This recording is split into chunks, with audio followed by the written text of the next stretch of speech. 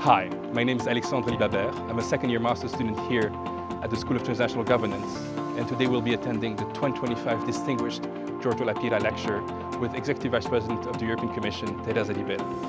Welcome to the takeaway.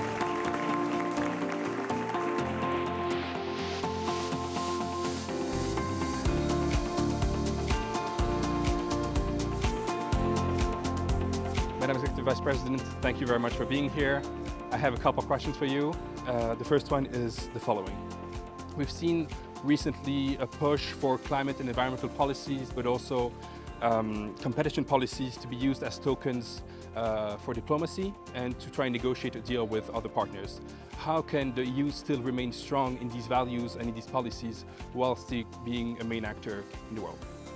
Of course, resisting and avoiding compromising on the things that drive our future, our wealth and the rights of our people. So it is very easy. No, we'll do what we want, and we have a clear target to keep on doing on climate, to keep on ensuring our competition laws.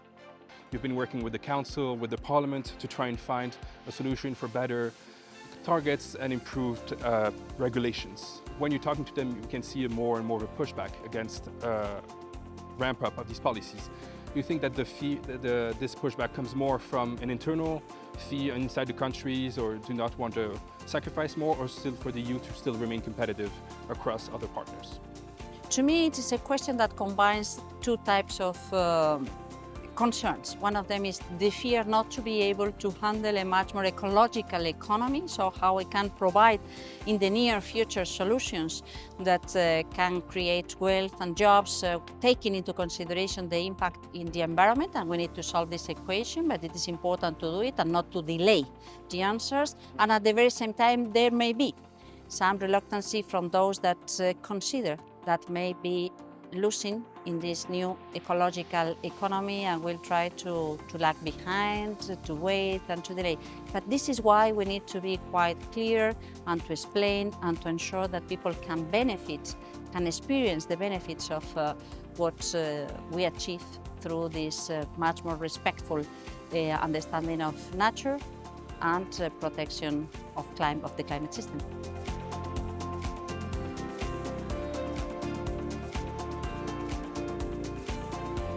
Professor Delbeke, thank you for being here with us and for moderating this conference.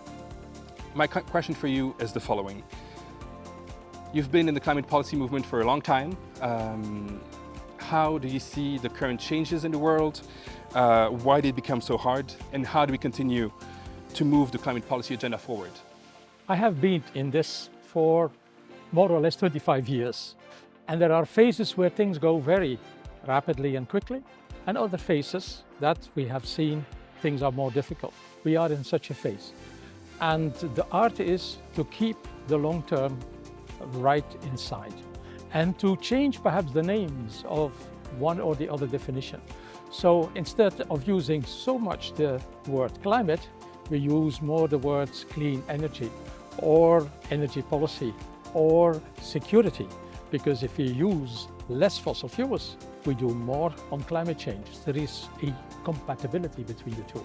So you have to adapt the narrative without losing the long-term on sight. We've seen a call in the European Parliament for less funding for European climate NGOs who've been arguing and advocating for new and greener policies. What would be your advice to them for them to still be relevant, to still make an impact in this world where the competing discourse seems to be winning? Well, I think they should not despair first, because we have seen those attacks before. And with a good argumentation, you can win that fight. The alternative is that all NGOs are being funded by philanthropies, which are coming mostly from the US side or from, also not a neutral side. So it's a little bit of an illusion that if you are funded privately, that you are more neutral. So I think that this public funding, if it is not exaggerated and if a number of minimum rules are being respected, that this is okay. But this argumentation needs to be made now.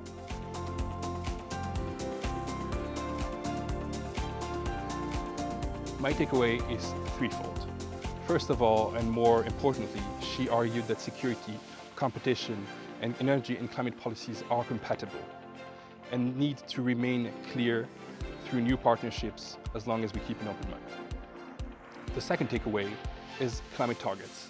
Some are now being negotiated for 2040 and beyond, and we need to remain credible and remain consistent with the policies that have been implemented and are being implemented in the future. But to do that, we need to have and to keep an eye on the fact that we need to invest in skills, in infrastructure, and in solidarity, both within the EU, but also outside. And the third takeaway is that to do so, we need to remain very clear in defending the human values and the rule of law within the EU. That means territorial integrity, and that means standing up for what the European dream is about. A prosperous and clear union with clear rules. Her last message to the people was, be bold, be clear and stand up. Be proud of being European and do not despair. The EU will continue its efforts.